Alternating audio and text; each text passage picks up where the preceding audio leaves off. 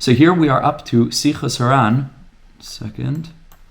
Sichos HaRan 116. Kuf Tes Zayin. And we jump in and the tzaddik says like this. Rebbe Nachman recounts, there was somebody who was speaking to the Rebbe.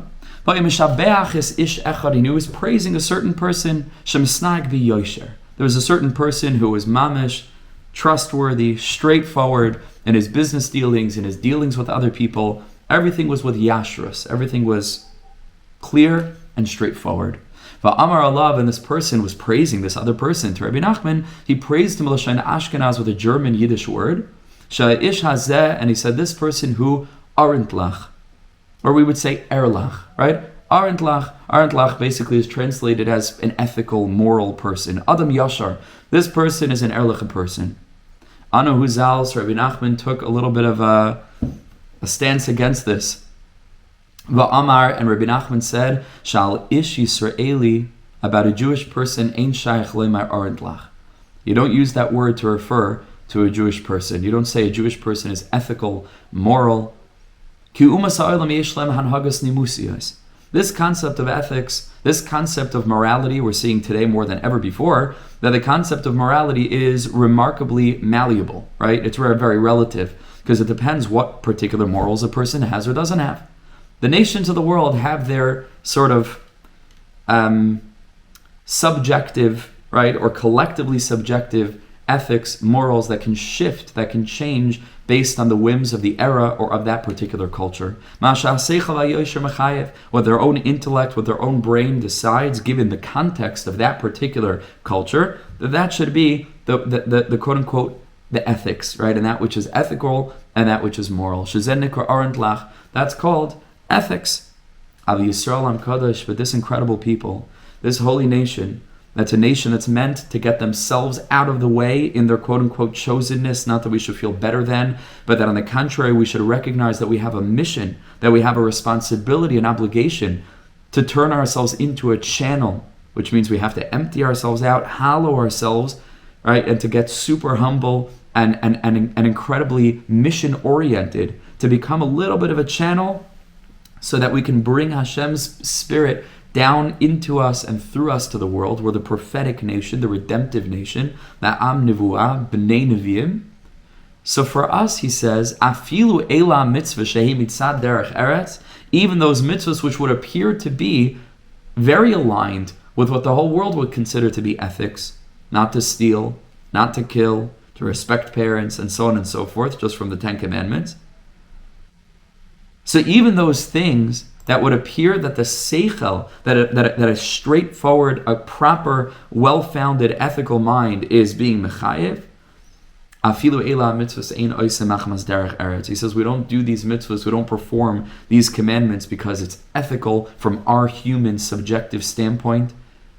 Mitzarchi v'seichel v'yosher, because this is what our minds are telling us is appropriate or inappropriate to do or not do. Afilu ela ha-mitzvahs, even these very commandments themselves, we do not perform them because this is what our human estimation of what's ethical is telling us to do. The whole Judaism is founded on this idea that we are fundamentally limited as human beings. We spoke about this on our Thursday night Chabura this Thursday night. The shiur was just posted this morning to YouTube and sent out. That ultimately emunah means that we're like children. We're like children. We're being very childlike. And we're recognizing that the same way that a child's consciousness is fundamentally limited vis-a-vis that of his or her parents, our consciousness as grown-up human beings is fundamentally limited vis-a-vis the consciousness of HaKadosh Baruch Hu, right? And Hashem's consciousness infinitely transcends ours, and so for us, it's a matter of humbling ourselves to say what it says in the Torah we do. If it aligns with our human ethics and that which we consider to be moral and ethical, ma tov v'manayim, but that's not why we do it. We do it because we recognize that this is God's world, and God designed the world, and God is teaching us, His holy people, how to bring that energy down to us and through us to the nations of the world, that we can become an Or LaGoyim. That's why we do it, not because it just so happens to align with statute, this, that, and the other code or whatever law of that particular government or that particular culture. That might be beautiful, but that's not why we do it.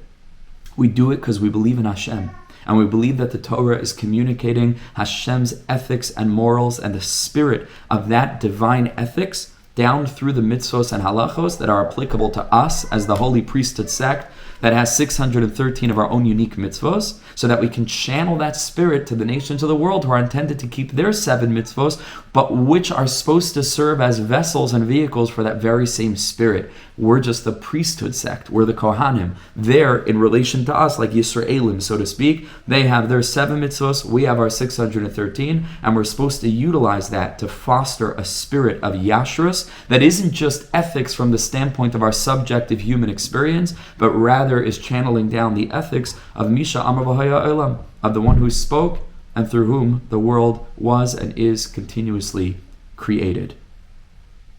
Rak nigzeras hamelech habayri yizbarach shemai. It's all an exercise in bringing down God's will to us and through us. B'Torah, in His Torah, lasos kach, that this is what should be done in the case of mitzvahs haseh, and that this is what should not be done in the case of mitzvahs lo saseh. Says there the Rebbe Schus Yagan Aleinu v'zeh Shamar David HaMelech Alav Shalom. This is the deeper meaning of what David HaMelech says, Derech mitzvos arutz, which on a simple level translates as, I will run in the way of your mitzvahs. Chazal described that David HaMelech was always running, rushing. His feet would carry him to the Beis Medrash with tremendous joy and alacrity. This is what he was running to, because running represents and sort of embodies the desire of the heart. Ratzon comes from the word ratz, right? Running, yearning, longing. David couldn't wait. He didn't walk in patient, measured steps. He was rushing into shul, rushing to serve Hashem. And that's what it means on a simple level. Derech mitzvosecha aretz. I will run in the way of your mitzvahs. Rebbe Nachman reveals a much deeper level. Hainu, this means sha'afilu ha-mitzvahs v'hanhagas shenikraim derech.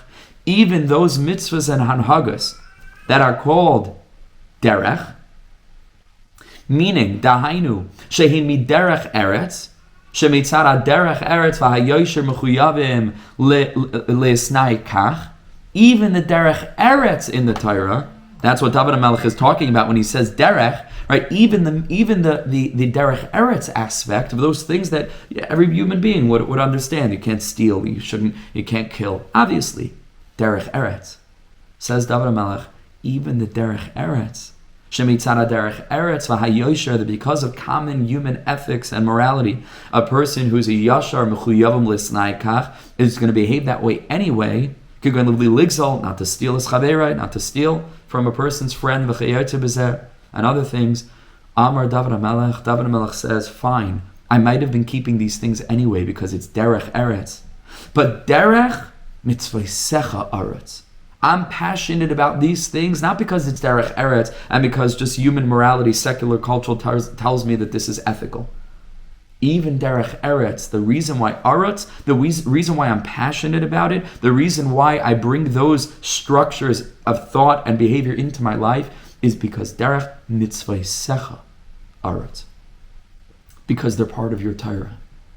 And that's why I don't steal.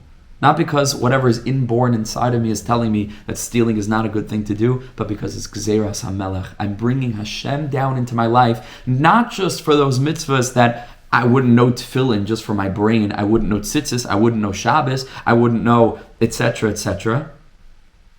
But even those things that ostensibly I would know, and so we say, okay, that's not the realm of God. That's not the way of Am Yisrael. The way of the Jewish nation is to bring HaKadosh Baruch Hu's presence down even into those structures or areas of our life where I would have thought that it would have been okay without God, because that's just what human beings know. You don't kill. Not so simple.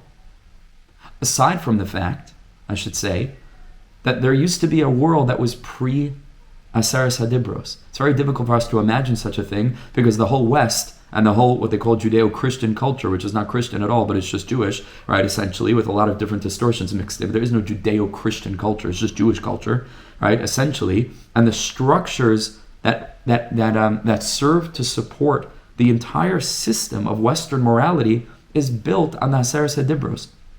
But there was a world before the Haseres Adibros in which it wasn't so clear that killing somebody was completely off limits.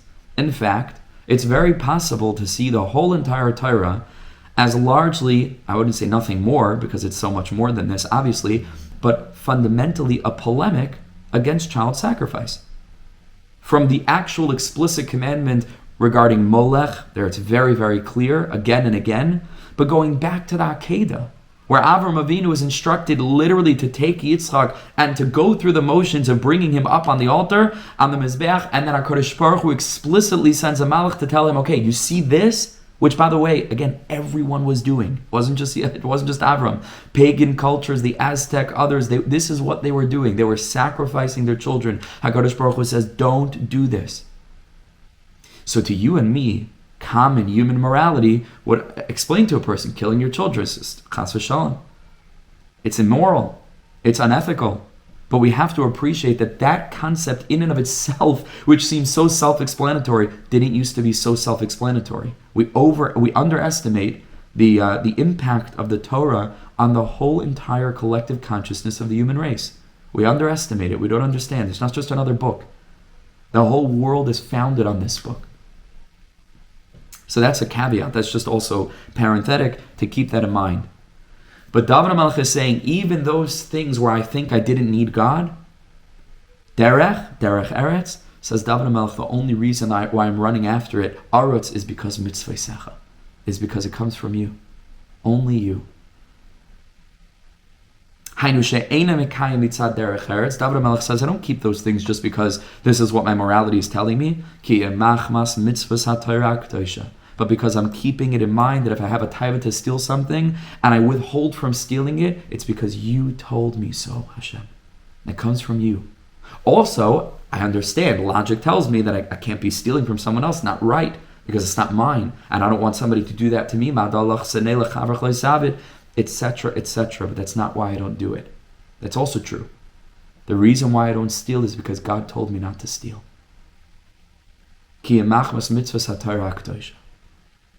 Because this is one of the commandments of your holy revelation, the holy Torah. And this is the reason, the deeper reading of these words, derech mitzvos arutz, she'afilu ha-mitzvah she'im derech, even those mitzvahs that are the aspect of derech, which is she'im mitzad derech eretz v'chuli, because just derech eretz not to do that. Kaniska la'el, like we mentioned earlier, aval pikein mitzvos arutz, she'ini mekayim chas v'shalom mitzad nemisios. I don't keep those mitzvahs because it's nemisios, nimusim, because it's ethical, and because it's good manners. The derech eretz, no, ki in mitzvos aretz, because it's just your mitzvahs. Shani rotz l'kayim mitzvos, because I'm so passionate about you, Hashem. And mitzvos in our context, we always say in our shiur, mitzvahs don't mean commandments. What do they mean? Mitzvahs means connection. Tzavsa, a tzevet, is a platoon. It's not a group of people who are commanded. It's just a group of people who are team members. Right? They're bound together by a common mission.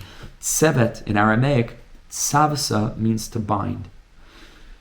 So the reason why we don't steal is because anytime I have a yetzer hara to steal and I don't, that's a mitzvah.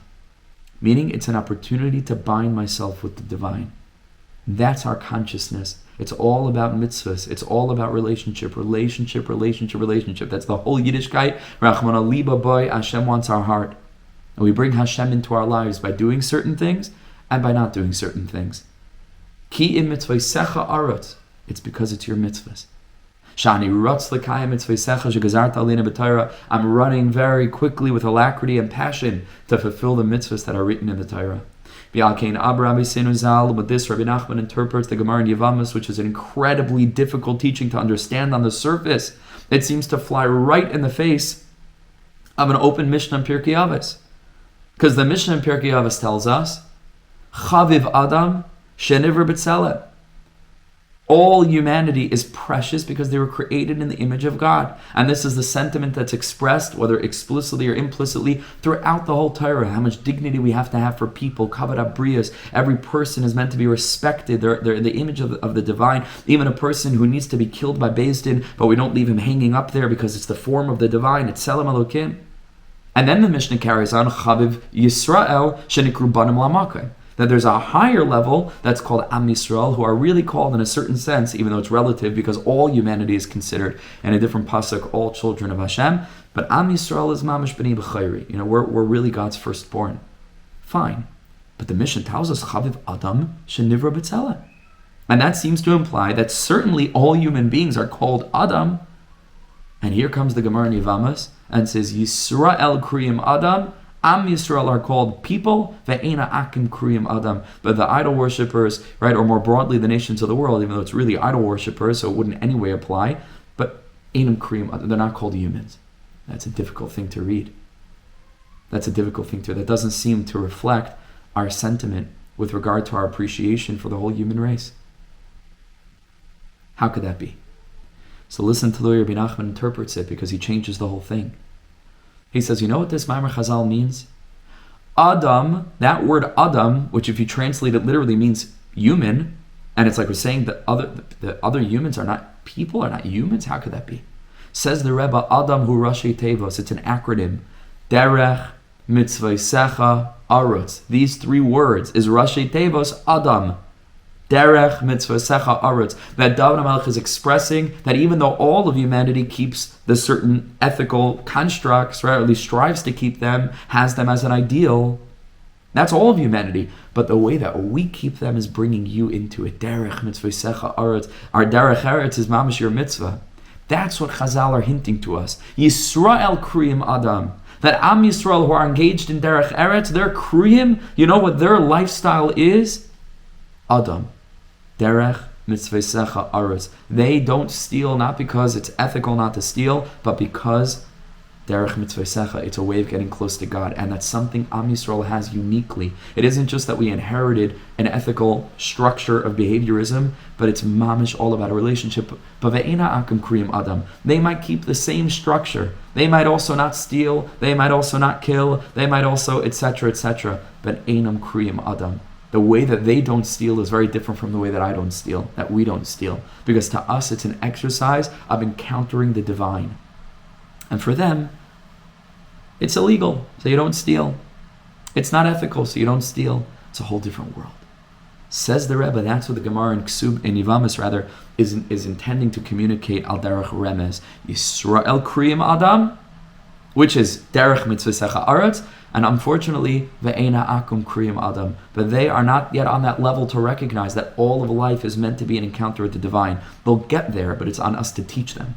Right? We're the kohanim of the whole world. And la'asad lavik, he basically says tefillah yikar l'chol ha'amim, all the nations will come. I love Yinaru Goyim, right? Or Amim to Mashiach, all the nations will flock, and then we're going to be able to teach them. And then everybody will live on that level. Ki Adam, again, who Rashi Tevos derech mitzvos Sichah arutz. Ki Yisrael am kadosh, because Am Yisrael, the holy people. Afilu am mitzvah she'im mitzvah seicha v'derech eretz, like we said earlier, even the mitzvahs that make sense logically, that align ethically with our natural ethical impulse. We don't keep those mitzvahs because it's ethical. Rather, we keep them because this is what it says in the Torah. And they're mitzvahs in the sense that they bring us closer to Hashem. V'al kain, hein kriyim Adam. And that's what it means to say that our life is defined by this derech mitzvos Sichah arutz, acronym for Aleph Mem Daled, or Aleph Daled Mem Adam, bechinas derech mitzvos Sichah arutz. So this idea, if you take a look at just a few other sources here, if you look at the very first comment of the Rav Mibar Tanura, Rabbeinu Ovadia, in his commentary on Pirkei Avos, says literally this thing. Because how does Pirkei Avos begin? Moshe kibul Torah miSinai, Mesar Yeshua, Yeshua l'Zakenim, Zakenim l'Neviim, and so on. So what's the Mishnah trying to communicate to us? Moshe kibul Torah miSinai. Why is that the preamble or the introduction to Pirkei Avos? Maybe you should put that in the beginning of Brachos, the first Masechta in Shas. Say Moshe kibul Torah miSinai, tell me the whole tradition, and then Me'emes HaKar Neshama Ba'arvis, right? Because then you know that there's a tradition. My high, what's the kesher between this and Pirkei Avos? Says the Rav, he begins his commentary by saying, I say, this whole Masechta doesn't appear to be founded on the explanation or the delineation of parameters of any particular mitzvah or area of halacha. Like all the other Masechtas of the Mishnah are founded on areas of halacha. But Pirkei Avos is not. It's just ethics, right? Ethics of our fathers. It's all about how to behave. It's all about proper ways to live. The whole nations of the world wrote. Marcus Aurelius, different philosophers, different leaders throughout history have written their own collections of ethics. Different ways that they just decided that this is what's called ethics, that this is what's proper, this is what's improper, but it isn't guided and it isn't founded on revelation. So it comes from their own brain, some of which may be good, but much of which is founded on their own arbitrary feelings and thoughts. How do they know that that's proper, that that's really what's aligned with true ethics that are rooted in the ultimate truth with a capital T? They just decided, right? And like I pointed out earlier, that's why ethics and morality is such a thorny issue, because it really depends whose ethics and whose morals. It's incredibly subjective. Now, from the standpoint of an individual, there's a certain definite parameter and a limit as to that person's freedom in terms of how they want to live their life, because they live within a structure. There's a social contract, and the law is the law. And if you have a different opinion, it doesn't matter. That's what the law says. But with regard to nations, this is why war, and we're seeing this now, right? You're seeing this in the Middle East, in Eretz Yisrael. Every nation has their own definitions of what's called moral, what's called immoral. Now, how do you know? Issues like this, a hostage deal, right? Is it a good deal? Is it a bad deal? It's tragic, but at the same time, it's so beautiful. The pictures that came out, but at the same time, what's going on in Gaza is so heartbreaking. And our soldiers, Chas v'shalom, they died in vain. How could this be? We didn't finish the job. But they also had people in prisons, and they're also so happy, and that's also quite emotional. You watch those people, and every person, case by case, who knows what their story is, and it's incredibly difficult and confusing to untangle this whole story. If you don't have Torah-based morality, how do you know? How do you really know what's right? Everybody has their narrative. Everybody has their perspective. Everybody has their opinion. Morality is malleable. And so the Chachmei Umas Ha'olam, they also chibru svarim. How a person should act in interpersonal circumstances. Therefore, the Tana specifically puts this chain of transmission at the beginning of Avos, more so than at the beginning of any of the other Masechtas in Shas. And he tells us, Moshe kibul Torah meSinai. Moshe received the entire Torah, including the ethics of the Torah, from Har Sinai, from the revelation from the divine. To tell you that the traits and the ethics that are captured within the ensuing Masechta, the Pirkei Avos kept all of Pirkei Avos, just like we strive and we learn all the Chachma. Each one was particularly connected to a particular thing, and Hu Haya Omer. He would always say this was his inyan, this is what he revealed in the world. Fine, but they didn't make it up. It all comes from Hashem. And over here you take a look at the Kedushas Levi, the third piece in Parshas Chukas, and the Heilige Berditcher, the Tzaddik Schuster Leiner of Levi Yitzchak Ben Sarah Sasha writes as follows: Oyevuar, Zois Chukas HaTorah. The pasuk says Zois Chukas HaTorah, and it begins to speak about the dinim of the Parah Aduma. That's called a chayk.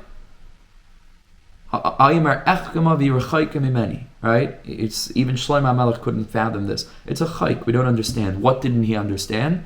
How is it possible that the same thing that's metar tameim, that makes the impure pure, could by the same token be metame tahir, could make the pure impure? How could that be? And you have to see what Rebbe Nachman writes about this. And Likutei Halachos, unbelievable. I don't have time to go into it now. Rebbe Nachman writes the most incredible things about that secret, about the same thing that can make a person who's pure impure could actually be the very same thing that makes the person who's impure pure. Very deep. But it's a chayk. It's hard for us to understand. Ubayavur pasuk, and we're going to try to explain this using the pasuk Moshivi Akeres Abayis Ema Banim Semecha. HaKadosh Baruch Hu takes the woman who's an akara, who's not able to bring children into the world, Ema Banim Semecha, and turns her into a mother that's able to bring children. Ki ba'olam hazeh, says the Berditchever, you know what this means? In this world, ner la'adam, it appears to a person shenivra b'chdei la'asos iskei olam hazeh. It would appear that we're in this world walking the olam asiyah to engage in matters of this worldliness. Eating, drinking, procreating, business, pleasure, family, friends. Olam hazeh. Aval be'emes, but in true ze'enai, this is not the case. Because we're here on a mission. And we can get distracted to think that that's what life's all about. But the truth is, life includes all of those things, but those things are meant to be seen as vessels for us to infuse with a consciousness of Hashem's presence. It's the very same life. But the question is, what's our intention? So that's not the ikr. The ikr briyas ha'adam, the main reason that a person was created and therefore needs to eat and drink and procreate and make a living and hang out with family and friends, etc., is is just so that a person can recognize the incredible unity of HaKadosh Baruch Hu. Then Hashem reveals that unity, according to Rabbi Nachman elsewhere, Rebbe Nachman, Hilchos Kli Behema, that comes from Likutei Moharan Tanyana, Beis, what's called Achdus HaPashut, Hashem's simple, perfect unity that's reflected in Pu'ulas Mishtanos. That's reflected in our experience in a world of duality, multiplicity. Our experience of the human condition, and to attribute everything back to its source, which is what we mean when we say Hayom Yom Echad L'Shabbos, Sheni L'Shabbos, Shlishi L'Shabbos, because Shabbos is the source. We recognize everything came from Hashem, and we go through Sunday, Midav Chesed, Monday, Midav Gevura, Tuesday, Midav Tiferes, and so on, and we're saying all of this comes from one Shirish. That's the reason that we're alive. Tekiah, everything used to be wrapped up into one singular shofar blast. That's just the unity of Hashem. And then Hashem created a world through Shviras HaKelim, that's called Shvarim, right, where the primordial vessels shattered and duality, distinction was created. And then below that, Shvarim, Trua, all of us in our own lives experience mamish fragmentation, chewed up, split up into little pieces, all for the purpose of Tekiah Gedolah. All for the purpose of us revealing here dafka in this lowly world. It's the lowest of all the worlds. Tachlis Olam Asiyah. There's nothing lower. In here specifically, where everything is so split and divided, we reveal the unity of Hashem. Rebbe Nachman says on Likutei Halachos elsewhere, Rebbe Nachman writes that if you were to take a few kernels of wheat and you crush them into little small pieces, and then you took that little cluster of very tiny crushed pieces of wheat and you put it into a cup or into a bowl and you poured water in there, says Rebbe Nachman, you know something? Nothing's going to happen. Nothing doing. It's still going to remain separate pieces of crushed wheat with some liquid. But says Rebbe Nachman, when you take the piece of wheat and you grind it down until it's so small that it cannot get smaller, which we call flour, and then you pour water, oh my goodness, it makes a dough. It's something completely different. Says Rebbe Nachman, you know what Hashem did when He created the world? He crushed His Elokus, Kiviyachol, from our perspective, into the smallest, most fragmented, tiny bits and specks of multiplicity and diversity and duality and complexity. And then when we approach the flower of Olam Hazeh, and we infuse it with the consciousness of Mayim, Ein Mayim ala Torah, the Meimei Hadash, those waters of intellect, Umala Arts, De'el Adasas Hashem, Kamayim Li'amachasim, and the whole world will be filled with the knowledge of Hashem like water covers the floor of the ocean bed. You know what happens? We turn this world into flour, into dough, and that dough becomes a challah, and that challah is chalasa shel olam, right? It's Adam Rishon, Adam Kadmon. It's called a challah because that's what he was in this world to do, is to turn the flour of the duality of Olam Hazeh, fill it, flood it with the waters of Torah, and then it becomes something else. Tekiah is the wheat. Shvarim, Trua, is the grinding up of the wheat, so to speak, until we come to this world of flour. And then you fill it with water, and then Tekiah Gedolah. All of a sudden, it's a completely different thing entirely. Unbelievable Likutei Halachos. Incredible. That's Rebbe Nachman. That's why we're here. Achdusa Yizbarach. V'zeo Moishivi Akaras Habayis. This is what it means. Moishivi Akaras Habayis. He who will return and will satisfy, will stabilize Akaras Habayis, the barren woman. Kishiyave Agoil B'meher B'yameinu. When Mashiach will come, we will see that the world wasn't sterile, barren like it looked. The world is filled with energy, filled with divinity, filled with the presence of Hashem. The whole earth is saturated with Hashem's presence. Then it will be revealed, this is why I was alive. I'm on a mission. We're on a mission. We're just here for a few years. We should live long and happy till 120. We're on a mission. In order to access and attain the oneness of God.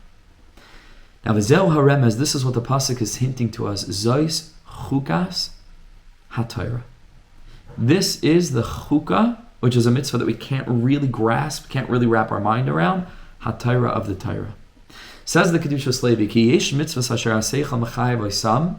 There are mitzvahs that the intellect or our ethical impulse is guiding us toward keeping those mitzvahs. Seichel mechayev oisam. So it emerges,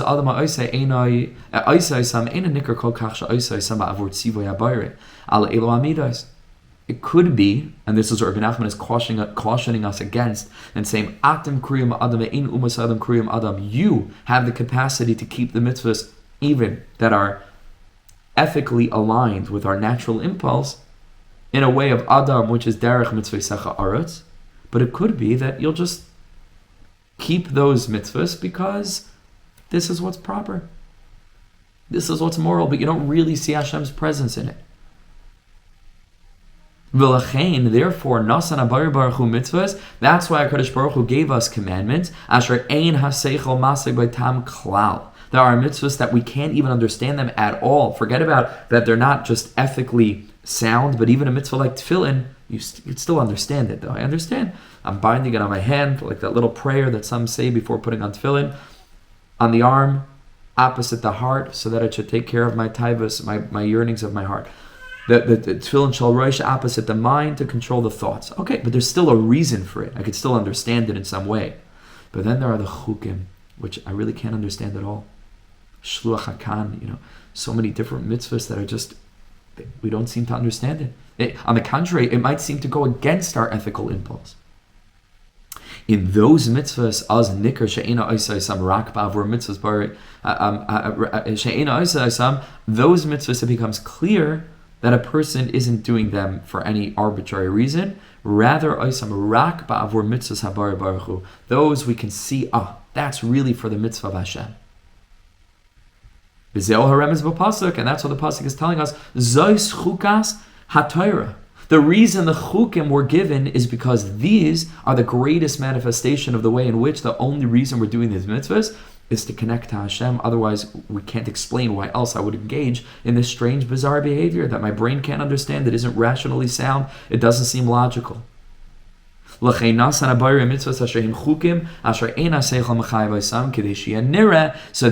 when I do those mitzvahs, it will be clear. I'm doing them because this is what God commanded. And this is what the chukim do. And that's why Zois chukas, by the chukim ha-Torah. Then you can see, okay, this is mamish, something that the person's doing only because this is what Hashem commanded. But certainly, based on the teaching that we learned from Rabbi Nachman, the ideal is that our consciousness should even be, like we learned from the Rav Mibar Tanura, even Pirkei Avos, even things that appear to be ethically and morally sound, to have this consciousness, because it's not such a chiddush if a person brings God into a mitzvah that I would never be doing in a million years. I wouldn't even know about this thing called tefillin without Hashem telling me to wrap tefillin. Okay. But the greatest chiddush, if we want to talk chassidically or kabbalistically, the greatest dira b'tachtonim, or the greatest revelation of the divine in the lowest realms of the human condition and the created world, is specifically when we engage in those things that ostensibly I would have been doing otherwise, and I bring the consciousness of Hashem into it. Only doing it because it's a mitzvah. Derech eretz, mitzvah Sichah HaRan. we're running after them because of the mitzvahs, that's the greatest revelation of God, and that's what distinguishes between Am Yisrael and the Ummah Ha'olam, who might be doing the same thing, but our consciousness is supposed to be elevated, and that's our mission, to bring that consciousness into the world and to channel it to the Ummah Ha'olam.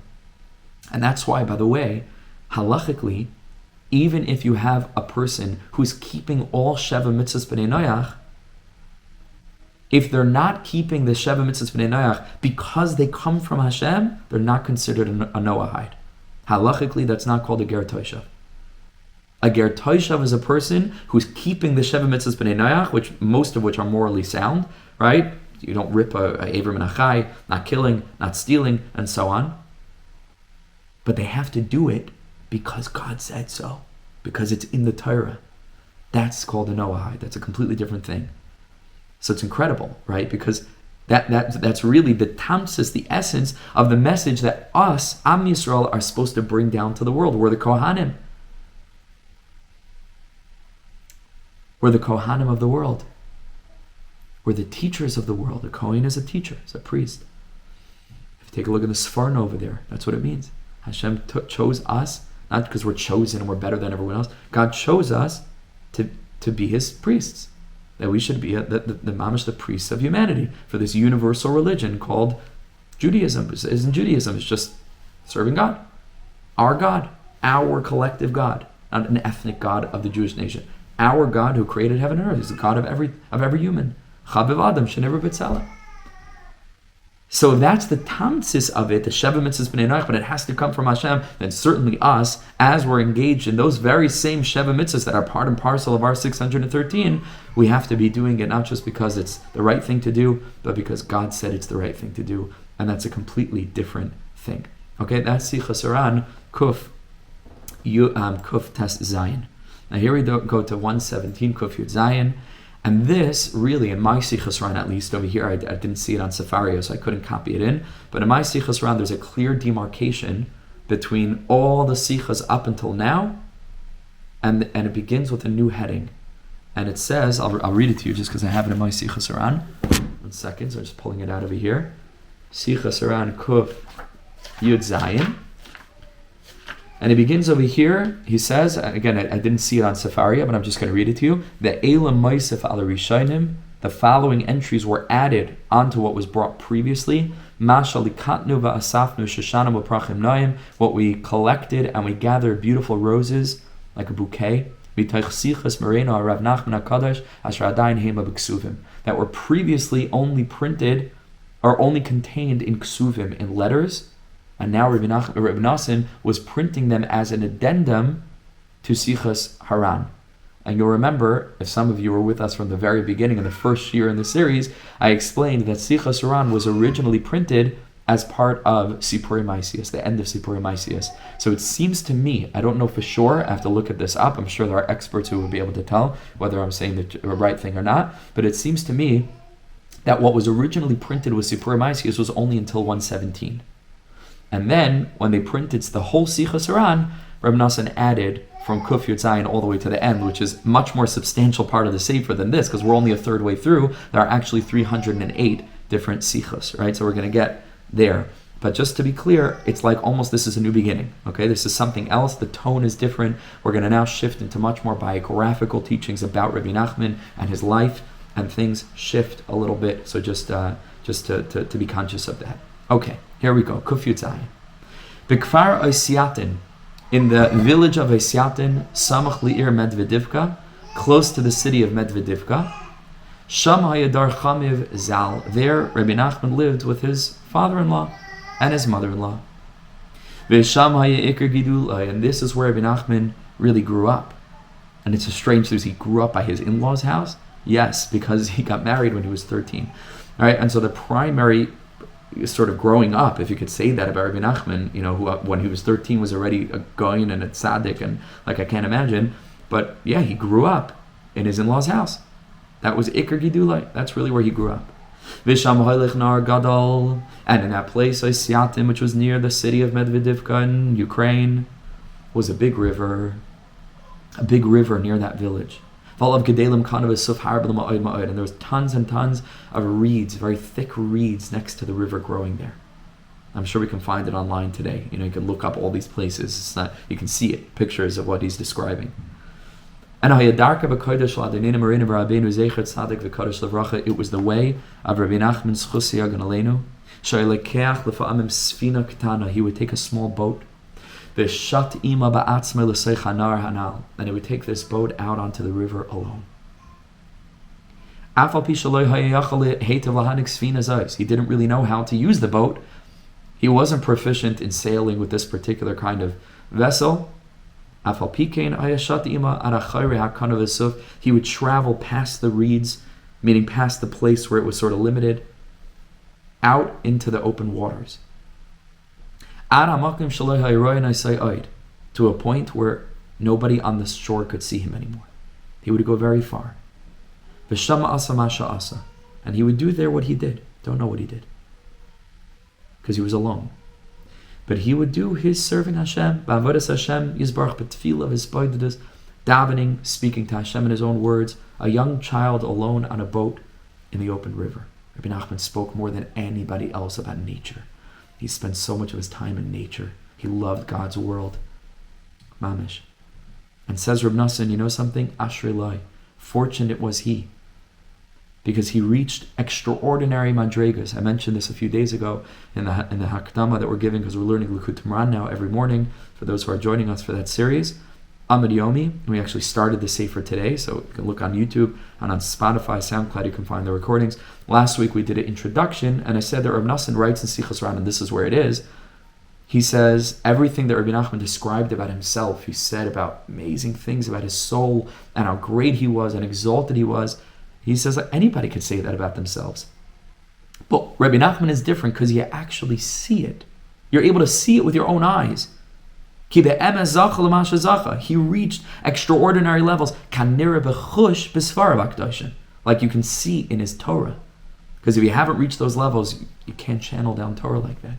So you see his Torah is of a different caliber, it's a different level. Now, about this boat, that he took this boat out into the river, and he didn't really know how to run this. He didn't know how to ride and how to steer, how to drive, how to be a captain for this boat. Many times he would arrive with this boat very far from shore, and he wouldn't know what to do. The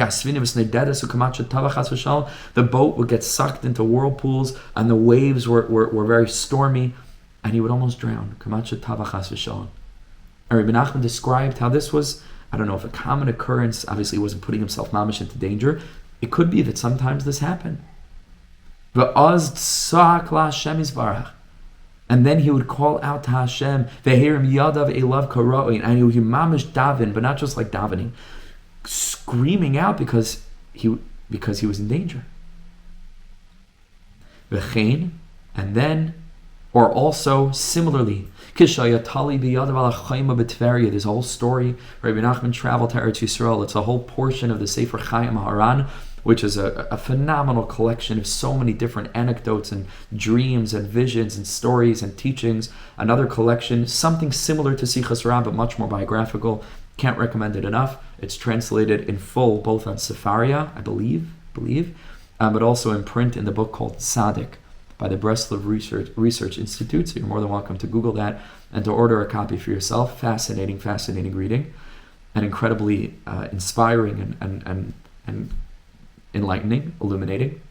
Over there's a whole section of the Sefer that describes Rebbe Nachman's journey to Eretz Yisrael, and it describes how it took him 6 months to travel by boat from Ukraine all the way through Istanbul, and he got finally to Eretz Yisrael, and he took 4 steps. He walked 4 amos, and he turned around and he started going back to the ship. He said, "I already got everything. I just downloaded all the kedusha from Eretz Yisrael," and he was ready to go back. After 6 months, he spent 2 minutes. He turned around. He said, "I'm ready to go home."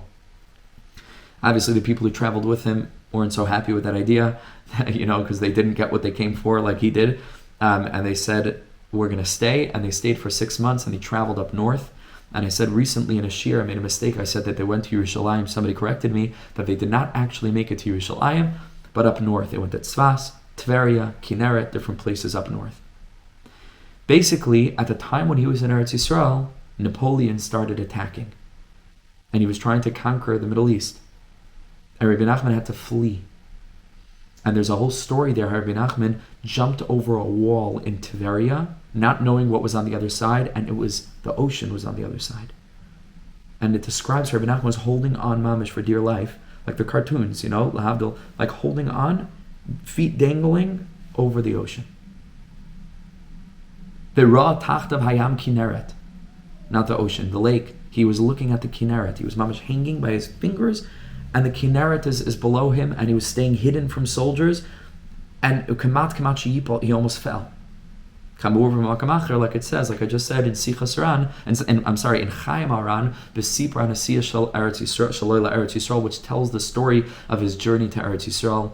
And Rebbe Nachman would always tell over how there too, Az Gam King Sa'ak B'liba LaHashem Yisbarach Kurai, he really called out to Hashem properly, really, because he was his whole life was in danger. If a person ever felt that way, chas v'shalom, everyone should be healthy and whole and safe. But that's a different kind of prayer, right?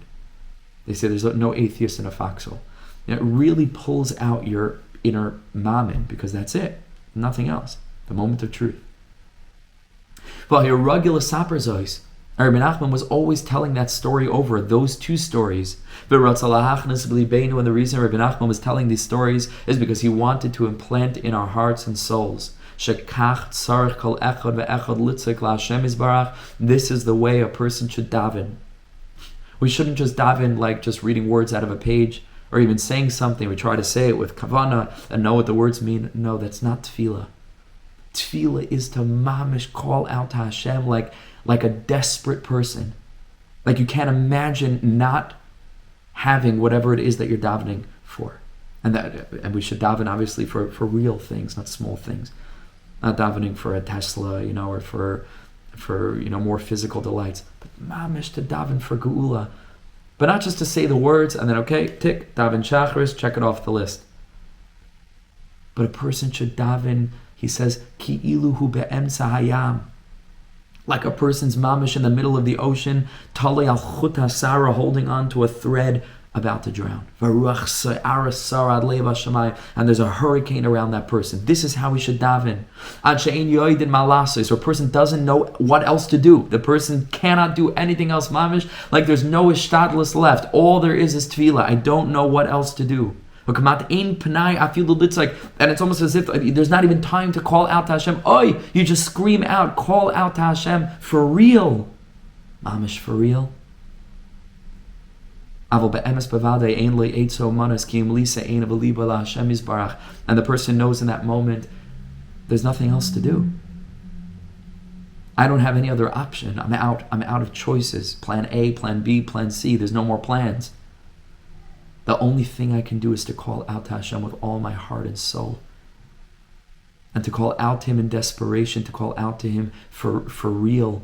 Karev Hashem l'chal karev l'chal asher yikru'u be'emes. God is close to those who call out to Him be'emes. To really feel it. How do we daven for Mashiach? Rabbi Tzaddik says that the reason Mashiach doesn't come is because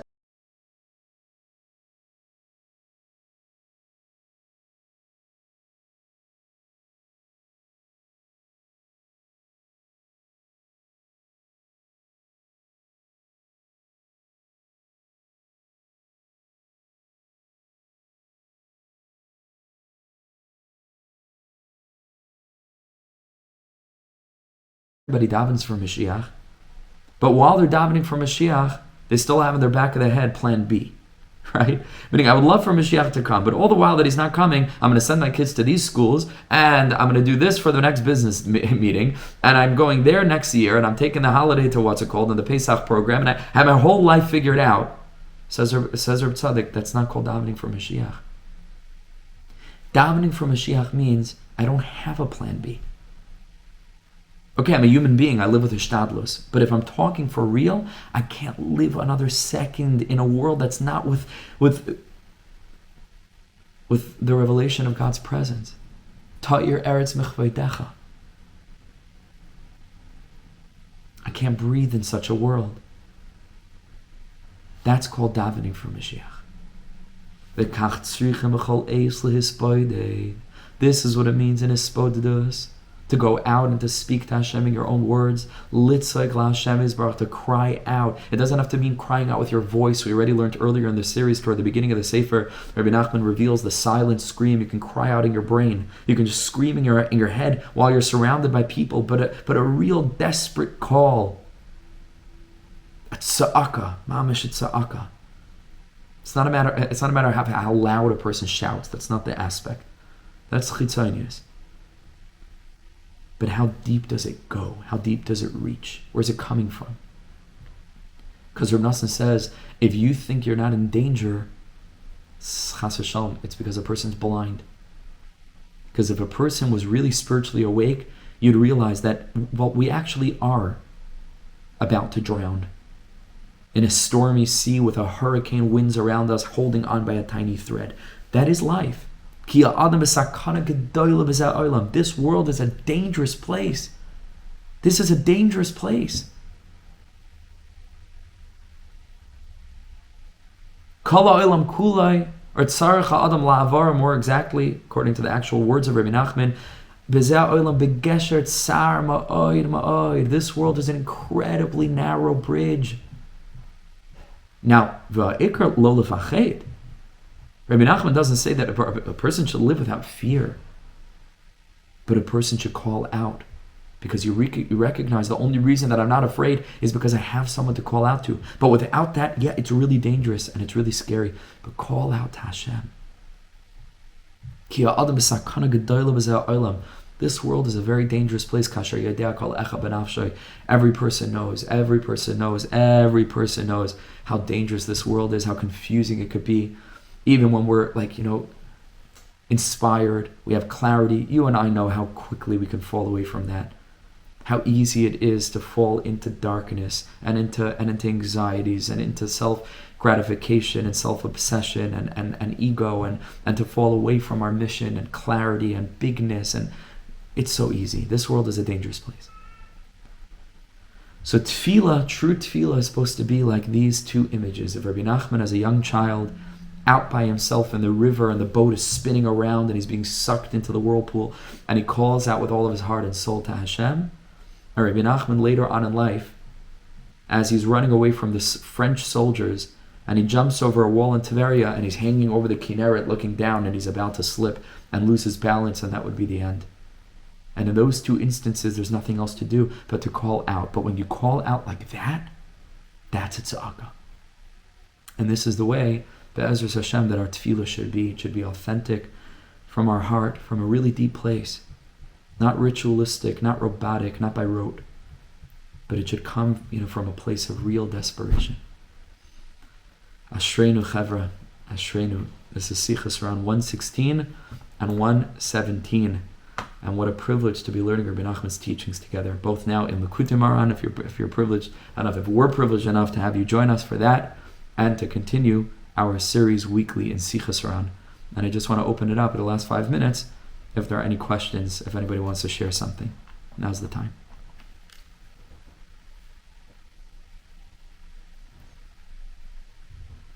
Any questions, any thoughts, any comments?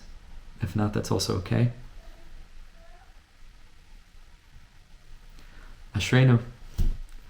Things are clear. Baruch Hashem. That's it. We know what we need to do. Hashem should bless us with continued clarity and strength to serve Him properly, with chol tov, everything good, beruchnius, begashmius, spiritually and physically. Have an amazing day, everybody, an amazing rest of your week. Thank you so much. Chol tov, thank you. Thank you again. Recording stop. אני הבן ואתה האב שלי שכל כך אוהב אותי האב שלי מלך חי וקיים על כל נשימה שאני